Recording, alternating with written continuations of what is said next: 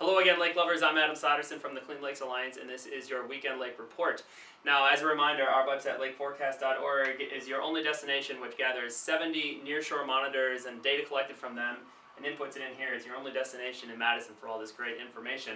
Now, for the weekend forecast, the air temperature, is going to be in the high 70s to low 80s during the day, and then sort of that mid 50s at night. So great daytime for some water sports, or maybe a beach visit, or a walk along the lake. And then at night, great for maybe an evening cruise at sunset. Really nice temperatures and low humidity as well.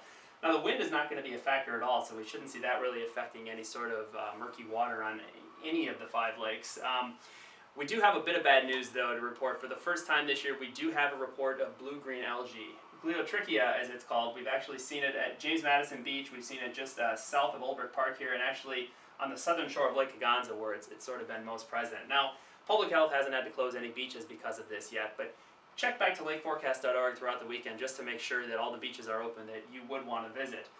And just a little bit of slightly more bad news, the UW Center for Limnology tells us they have seen the spiny water flea for the first time this year. Now, of course, the spiny water flea preys on Daphnia, which eats algae, so that's a problem. But sort of the silver lining, the good news, Daphnia levels much higher this year than they were last year, which means that the water is slightly clearer, and we are seeing that. And a good place to sort of check that water clarity is here at the Mendota buoy. And if we just scroll down a little bit, what we can do is see that visibility is at about 6 feet at that Mendota buoy.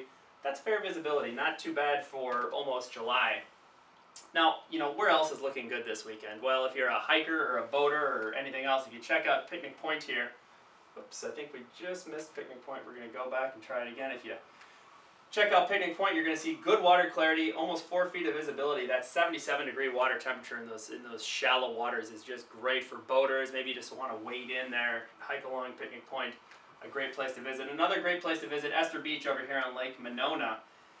Similar situation as it was on Lake Mendota. Good water clarity, really nice warm 75-degree water. And then a little bit further down, if you're going to come on down to Waubesa, you're going to want to stay on the McFarland side. That's where we're seeing the greatest, or the best water clarity, I guess, with good visibility. Again, that really warm temperature. If you're going to go further down the chain and go down here to Lake Kaganza, unfortunately, murky water sort of on all shores of the lake. And of course, this is where that blue-green algae is reported too. So unfortunately, Kaganza, probably not the best place to visit this weekend. So for the weekend report, though, great weather, plenty of great places to enjoy the water, whether it's a beach or it's out on the boat. Again, keep an eye on lakeforecast.org just to make sure that blue-green algae hasn't closed any beaches. As always, just check back to lakeforecast.org often to see the up-to-the-date information on all 5 lakes. That's our Weekend Lake Report. Have a great 4th of July weekend.